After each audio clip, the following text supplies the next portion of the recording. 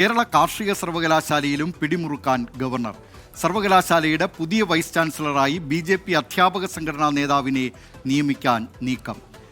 വെള്ളായണി കാർഷിക കോളേജിലെ dean doctor Sajitha റാണിയെ VC ആയി നിയമിക്കാനാണ് ശ്രമം. സർവകലാശാലയുടെ ജനറൽ കൗൺസിലിൽ 11 അംഗങ്ങളെ നോമിനേറ്റ് ചെയ്യാനും നീക്കമുണ്ട്. വിവരങ്ങളുമായി തിരുവനന്തപുരത്ത് നിന്ന് മേഘന മുരളി ചേരുന്നു. മേഘന മുരളി, എന്തൊക്കെയാണ് ഈ വാർത്തയുടെ വിശദാംശങ്ങൾ?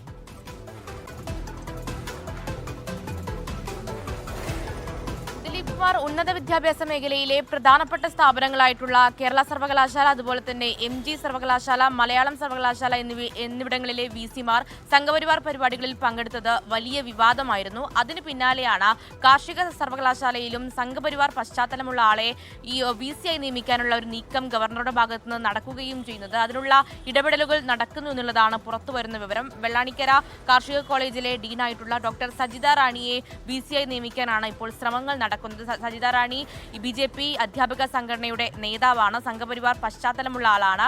അവരെ നിയമിക്കാനുള്ള ഒരു നീക്കമാണ് നടക്കുന്നത്. സർവകലാശാലയുടെ നിലവിലെ VC ആയിട്ടുള്ള ഡോക്ടർ B അശോക് കാർഷിക വകുപ്പിൽ നിന്നും സ്ഥലം മാറിപ്പോകുന്ന ഒരു പശ്ചാത്തലത്തിലാണ് ഈ നടപടി ഉണ്ടാകുന്നത്. പക്ഷേ അത് ഗവർണർക്ക് അവിടെ ഒരു വിലങ്ങുതടിയാകുന്നത് സർവകലാശാല ചട്ടം തന്നെയാണ്. കാരണം സർക്കാർ നൽകുന്ന ലിസ്റ്റിൽ നിന്ന് വേണം VC നിയമിക്കാൻ എന്നുള്ളതാണ് സർവകലാശാലയുടെ ചട്ടമായി വരുന്നത്. അതുകൊണ്ട് തന്നെ ചട്ടം ലംഘിച്ച് നിയമനം നടത്തുന്നത് വീണ്ടും ഒരു വിവാദത്തിലേക്കാകുമെന്നുള്ള ഒരു വിലയിരുത്തൽ ലോക്ഭവനുണ്ട്.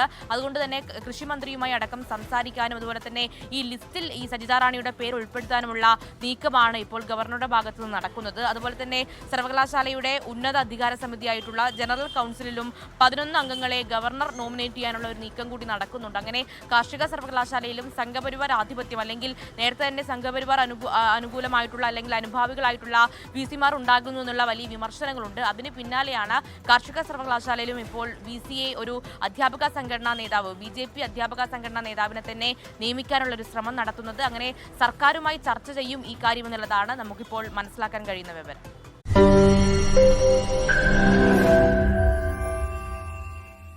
ലോകത്തെവിടെയായാലും ഏത് സമയത്തും 24 വാർത്തകളും ഓഗ്മെന്റഡ് റിയാലിറ്റി പാക്കേജുകളും എക്സ്പ്ലെയിനറുകളും വിശദമായി കാണാൻ ഞങ്ങളുടെ YouTube ചാനൽ നിങ്ങൾക്ക് സബ്സ്ക്രൈബ് ചെയ്യാം.